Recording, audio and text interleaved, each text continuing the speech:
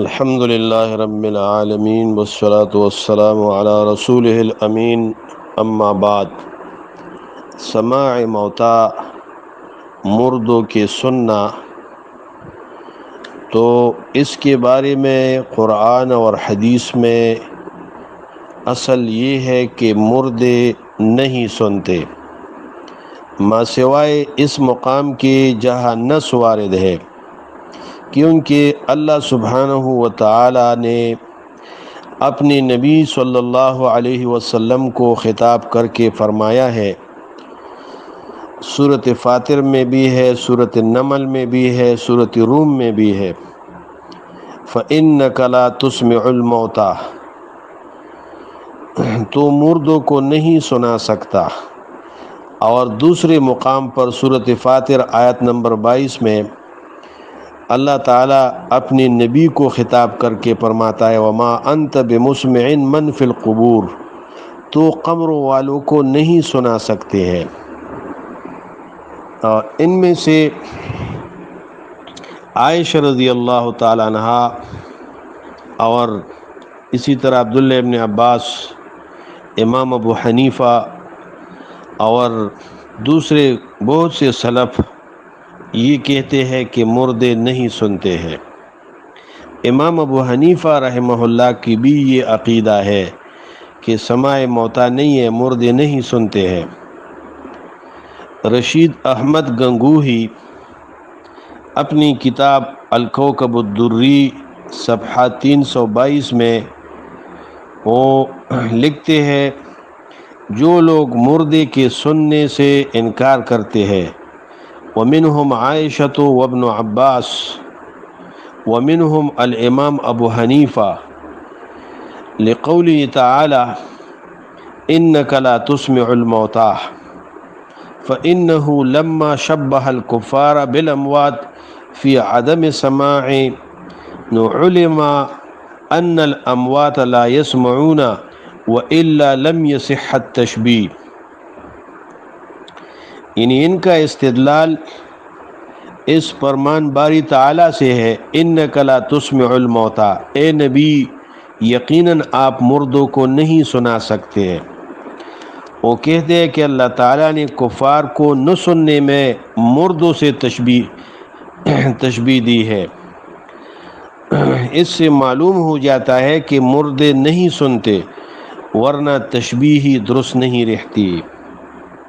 اسی طرح تفتزانی، علامہ تفتزانی جو ماتریدی ہے، عقائد میں شرح المقاصد فی علم الکلام میں جلد نمبر 5 صفحہ نمبر 18 میں لکھتے ہیں، وَأَمَّا قَوْلُهُ تَعَالَى وَمَا أَنْتَ بِمُسْمِعٍ مَّن فِي الْقُبُورِ فَتَمَثَّلَ بِحَالِ الْكَفَرَةِ بِحَالِ الْمَوْتَى وَلَا نَزَاعَ فِي أَنَّ الْمَيِّتَ لَا يَسْمَعُ، آپ قبروں والوں کو سنا نہیں سکتے ہیں، وَمَا أَنْتَ بِمُسْمِعٍ مَّن فِي الْقُبُورِ، اس میں اللہ تعالیٰ کافروں کی حالت کو مردوں کی حالت سے تشبیہ دی ہے، اور اس بات میں کوئی اختلاف نہیں ہے کہ مردے نہیں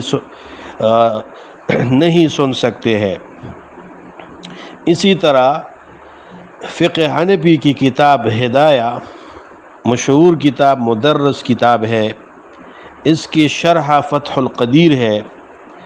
فتح القدیر دوسری جلد صفحہ نمبر 104 میں ابن الحمام حنفی ان دونوں آیاتوں کو ذکر کرنے کے بعد فرماتے ہیں، فَإِنَّهُمَا يُفِيدَانِ تحقیق عدم سماعهم، فإنه تعالی شبہ الکفار بالموتى لإفادة تعذر سماعهم وهو فرع عدم سماع الموتى۔ ان دونوں آیات سے معلوم ہوتا ہے کہ مردے قطعاً نہیں سنتے ہیں، نہیں سن سکتے ہیں۔ اللہ تعالیٰ نے کفار کو مردوں سے تشبیہ دی ہے تاکہ یہ بتایا جا سکے کہ وہ سن نہیں سکتے۔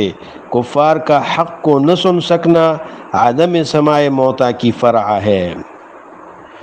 تو عقیدہ سلف صالحین کی، صحابہ کرام کے اور اہل سنت والجماعت کی یہ عقیدہ ہے کہ اصل یہ ہے کہ مردے نہیں سنتے ہیں ماں سوائے اس مقام کے جہاں نص وارد ہے۔ نصوص اب صحیح بخاری میں ہے کہ جب میت کو قبر میں رکھا جائے تو اس وقت جو اصحاب اور ان کے جو ساتھی دفن کے لیے آئے ہیں وہ جب پھرتے ہیں تو یہ مردہ ان کی جوتوں کی آواز سنتے ہیں۔ یہ صرف شارحین اور سلف کہتے ہیں، علماء محدثین، کہ یہ اول الوضع کے ساتھ خاص ہے۔ دوسرے مقام جو صحیح بخاری میں ہے، قلیب بدر کے کنویں میں کفار کے جو مردے لاشیں پڑے تھے، 3 دن کے بعد رسول اللہ صلی اللہ علیہ وسلم نے ان کو خطاب فرمایا اور پھر فرمایا کہ یہ لوگ آپ سے اچھی طرح سنتے ہیں۔ یہ رسول اللہ صلی اللہ علیہ وسلم کے معجزاتی یہ خاص منصوص مقامات ہے جہاں سماع الموتیٰ ثابت ہے۔ یہ سلف صالحین کے مذہب ہے جہاں سماع موتیٰ نصوص سے ثابت ہے۔ اس پر دوسری جگہوں کو قیاس نہیں کرنا چاہیے کیونکہ قرآن اور حدیث سے یہ معلوم ہوتا ہے کہ مردے نہیں سنتے ہیں۔ فَإِنَّكَ لَا تُسْمِعُ الْمَوْتَىٰ وَمَا أَنْتَ بِمُسْمِعٍ مَّن فِي الْقُبُورِ۔ اور یہ امام ابو حنیفہ رحمہ اللہ کی بھی عقیدہ ہے۔ اب یہ لوگ جو کہتے ہیں کہ مردے سنتے ہیں، مردوں کو آوازیں کرتے ہیں اور ان کو پکارتے ہیں، یہ امام ابو حنیفہ رحمۃ اللہ علیہ کے مذہب پر بھی نہیں ہے۔ یہ فقہ حنفی سے بھی خلاف ہے۔ یہ بریلی لوگ یا بعض دیوبندی لوگ بھی، بریلی دیوبندی، یہ امام ابو حنیفہ رحمۃ اللہ علیہ کی اس بات کے بالکل مخالف ہے۔ فقہائے احناف جو پہلے گزرے ہیں ان کی وضاحتوں کے بالکل خلاف ہے کیونکہ وہ کہتے ہیں کہ میت نہیں سنتے ہیں اور یہ لوگ کہتے ہیں کہ نہیں میت سنتے ہیں۔ اور بعض لوگ مردوں کو فریاد رسی کے لیے پکارتے ہیں اور غیب سے ان کے نام اور ان کے نام پکارتے ہیں، یا شیخ عبد القادر جیلانی، یا غوث اعظم، یا دستگیر، یا داتا گنج بخش، یہ آوازیں کرتے۔ یہ باطل عقیدہ، شرکی عقیدہ ہے، کتاب و سنت کے بالکل خلاف ہے۔ مردے تو قریب سے بھی نہیں سن سکتے، ہزاروں میل دور یہ کیسے سنیں گے؟ اللہ تعالیٰ فرماتے ہیں سورۃ فاطر آیت نمبر 13 اور 14، والذین تدعون من دونہ لا یملکون من قطمیر وان تدعوہم لا یسمعوا دعاءکم ولو سمعوا ما استجابوا لکم ویوم القیامۃ یکفرون بشرککم۔ اس کو اللہ تعالیٰ نے شرک قرار دیا۔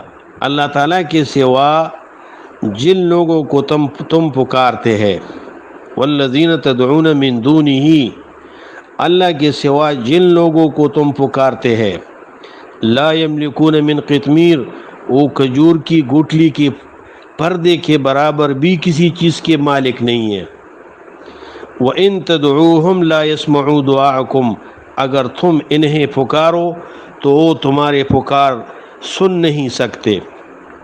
وَلَوْ سَمِعُوا مَا اسْتَجَابُوا لَكُمْ، اور اگر بالفرض تمہاری باطل عقیدہ کے وہ سن بھی لے، اگر اول تو سن نہیں سکتے، اگر بالفرض تمہارے زعم پر وہ سن بھی لے تو تمہارے مراد پوری نہیں کر سکتے ہیں۔ قیامت کے دن یہ لوگ تمہارے شرک سے برات کا اعلان کر دیں گے۔ یہ مردوں کو آوازیں کرتے ہیں، یا غوث اعظم، یا دستگیر، یا شیخ عبد القادر جیلانی، تو یہ شرک ہے اور یہ اولیاء اللہ قیامت کے دن ان لوگوں کی اس شرک سے برات کا اعلان کر دیں گے۔ تو یہ باطل عقیدہ ہے اور اس سے بچنا چاہیے۔ یہ قرآن کی بھی خلاف ہے، احادیث کی بھی خلاف ہے، امام ابو حنیفہ رحمۃ اللہ علیہ کے عقیدہ سے بھی خلاف ہے اور سلف صالحین کے عقائد سے بھی خلاف ہے۔